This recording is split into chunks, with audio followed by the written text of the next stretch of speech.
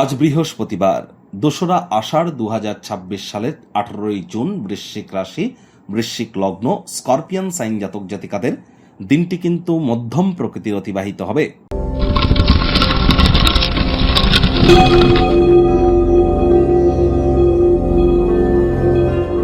ভিডিওটির শুরুতেই স্ক্রিনে আপনারা দেখতে পাচ্ছেন বৃহস্পতির বীজমন্ত্র ওম গ্রাং গ্রিং গ্রং স গুরাবে নমঃ।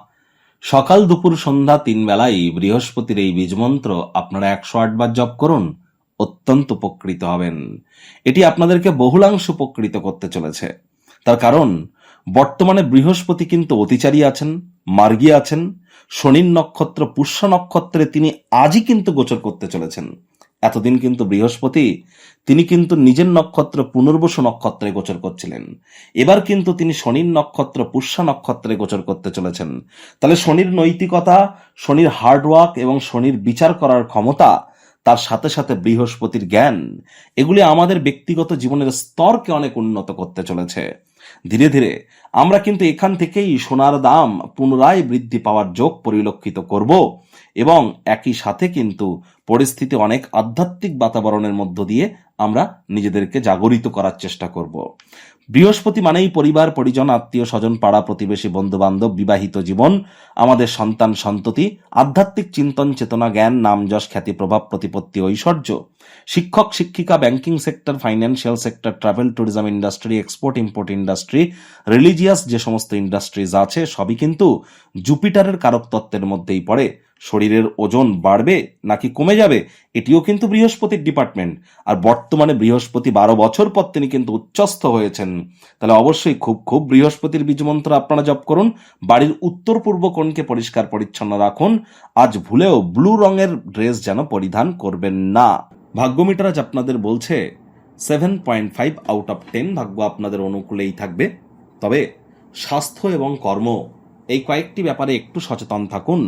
মানসিক চাপ কিন্তু আজ বাড়তে পারে, যার কারণে শারীরিক অসুস্থতা কিন্তু আপনাদেরকে গ্রাস করতে পারে। কায়িক পরিশ্রমের কারণে শরীরে ক্লান্তি আপনারা অনুভব করতেই পারেন। ওজন বুঝে ভোজন গ্রহণ করুন। রাস্তাঘাটে সাবধানে গাড়ি ঘোড়া চালান। কোনো প্রকার নেতিবাচক অনুভূতির আশ্রয় ভুলেও যেন গ্রহণ করবেন না। হতাশা কিন্তু গ্রাস করতেই পারে। অর্থগত ব্যাপারে আয় ইনকাম বাড়বে। নতুন উদ্যোগ, পরিকল্পনা, নির্মাণ কার্যের শুরুয়াতও আজ করা যেতেই পারে। চাকরিজীবীদের অফিসে কম কথা বলে কাজ বেশি করতে হবে। মনের থেকে মস্তিষ্ককে বেশি দাম দিতে হবে। কোনো প্রকার অফিস পলিটিক্স বা গসিপিং এর অংশ যেন হবেন না। বসের কিন্তু কুনজরে আপনারা পড়ে যেতে পারেন।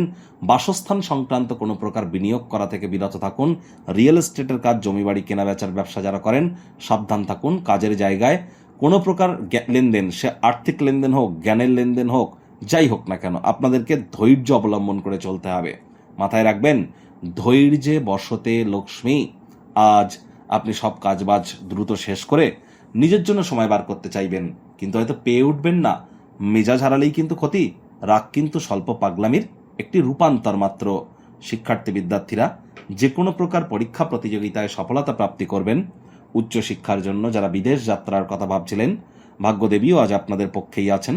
সন্তান সন্ততি থেকে থাকলে তারাও তাদের কৃতিত্বের দ্বারা আপনাদেরকে গর্বিতই করবে। হাউস ওয়াইফদের জন্য দিনটি কিন্তু এক প্রকার বেশ। প্রেমিক প্রেমিকা, স্বামী স্ত্রী দিনটিকে যতটা সম্ভব রোম্যান্টিক করে তোলা যায় সেই প্রচেষ্টাই তো আপনাদের জারি রাখা উচিত। অবিবাহিতদের বিবাহের যোগ পরিলক্ষিত হচ্ছে। যারা প্রেমে পড়েননি তাদের জীবনে স্বপ্নের নারী বা স্বপ্নের পুরুষের আগমন আজ কিন্তু হতেই পারে। একটু প্রচেষ্টা তো আপনাদেরকেও করতে হবে। শত্রুপক্ষ বিরোধী পক্ষ আজ কিন্তু একটু হলেও শক্তিশালী থাকছে। সজাগ থাকুন।